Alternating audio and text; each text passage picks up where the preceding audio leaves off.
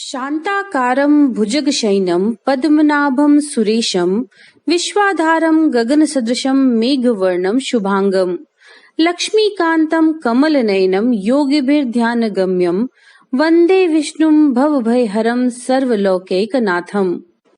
जय श्री राधे भक्तों, आज हम आपके लिए यहाँ पर लेकर आए हैं मार्गशीर्ष माह के कृष्ण पक्ष की एकादशी यानी उत्पन्ना एकादशी की व्रत कथा।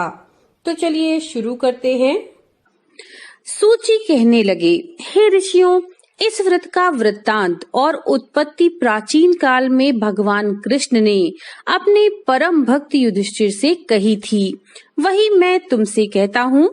एक समय युधिष्ठिर ने भगवान से पूछा था कि एकादशी का व्रत किस विधि से किया जाता है और उसका क्या फल प्राप्त होता है।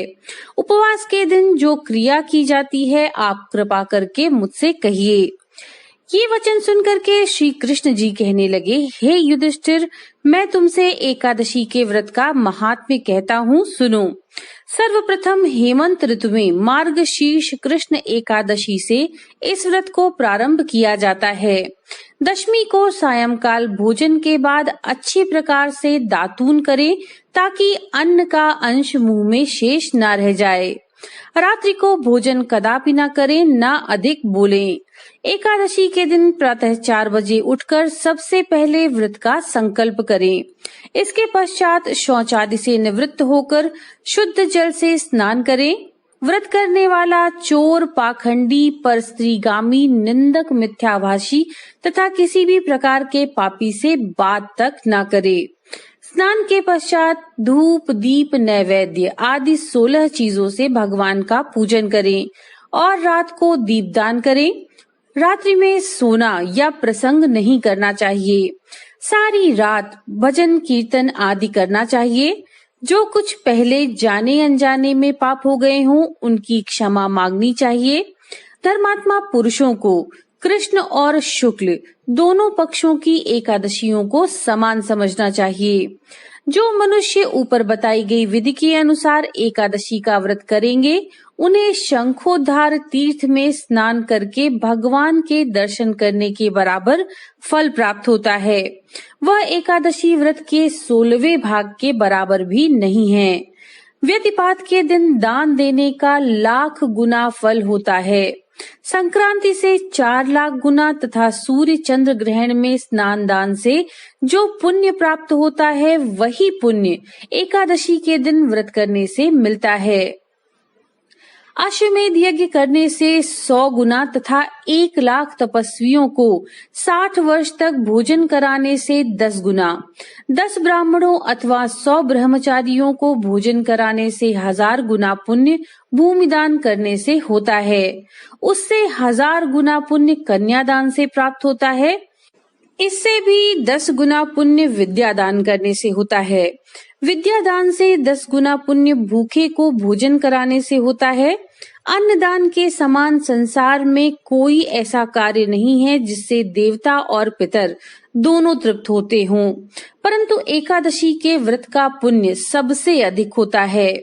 1000 यज्ञों से भी अधिक इसका फल होता है। इस व्रत का प्रभाव देवताओं को भी दुर्लभ है।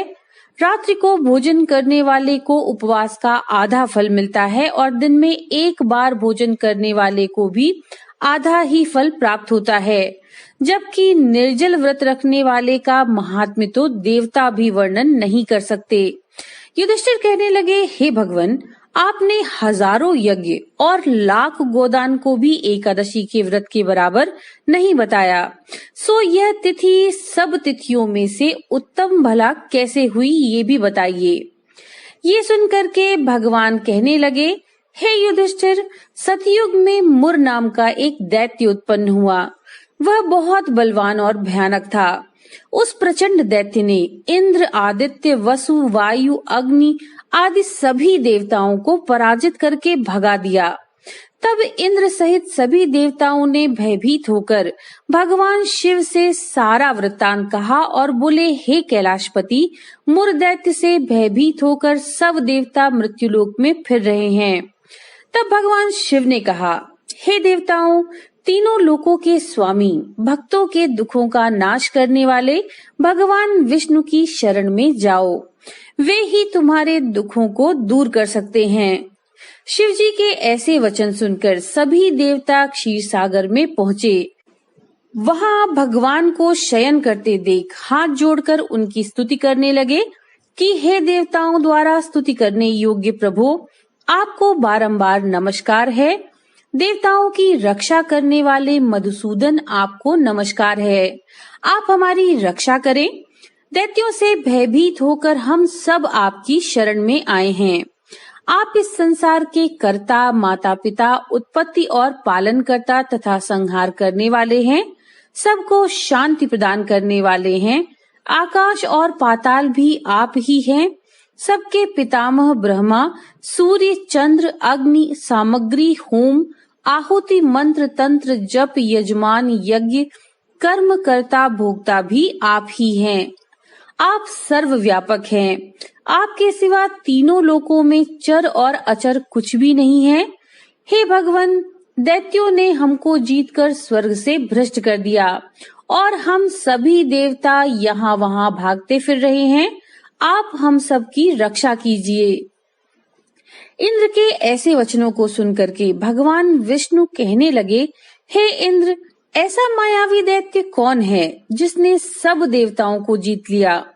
उसका नाम क्या है? उसमें कितना बल है और किसके आश्रय में है तथा उसका स्थान कहाँ है? ये सब मुझसे कहो। भगवान के ऐसे वचन सुनकर इंद्र बोले, भगवान, प्राचीन समय में एक नाड़ीजंग नामक राक्षस था। उसके महापराक्रमी और लोक विख्यात मुर नाम का एक पुत्र हुआ। उसकी चंद्रावती नामक नगरी है। उसी ने सब देवताओं को स्वर्ग से निकालकर वहां अपना अधिकार जमा लिया है। उसने इंद्र, अग्नि, वरुण, यम, वायु, ईश, चंद्रमा, नैसृत आदि सबके स्थान पर अधिकार कर लिया है। सूर्य बनकर स्वयं ही प्रकाश करता है, स्वयं ही मेघ बन जाता है और सबसे अजेय है। हे असुर निकंदन, उस दुष्ट को मारकर देवताओं को अजेय बनाइए। ये वचन सुनकर के भगवान ने कहा, हे देवताओं, मैं शीघ्र ही उसका संहार करूंगा। तुम चंद्रावती नगरी जाओ। इस प्रकार कहकर भगवान सहित सभी देवताओं ने चंद्रावती नगरी की ओर प्रस्थान किया। उस समय दैत्य मुर सेना सहित युद्ध भूमि में गरज रहा था।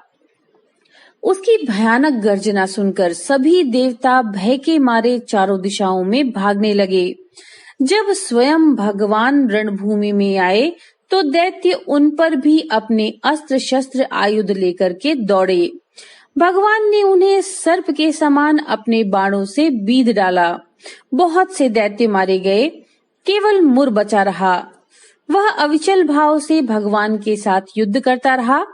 भगवान जो भी तीक्ष्ण बाण चलाते थे उसके लिए वह पुष्प सिद्ध होता था। उसका शरीर छिन्न भिन्न हो गया, परंतु वह लगातार युद्ध करता रहा। दोनों के बीच मल्ल युद्ध भी हुआ। 10,000 वर्ष तक उनके बीच युद्ध चलता रहा, किंतु मुर नहीं हारा। थककर भगवान बद्रिकाश्रम चले गए। वहां हेमवती नामक सुंदर गुफा थी, उसमें वे विश्राम करने लगे। ये गुफा 12 योजन लंबी थी और उसका एक ही द्वार था। विष्णु भगवान वहां पर योग निद्रा की गोद में सो गए। मुर भी पीछे पीछे आ गया।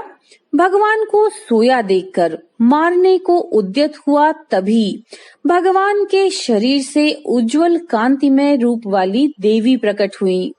देवी ने राक्षस मुर को ललकारा, युद्ध किया और उसे तत्काल मौत के घाट उतार दिया।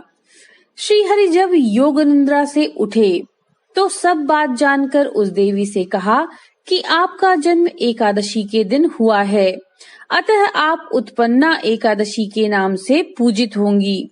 आपके भक्त वही होंगे जो मेरे भक्त हैं।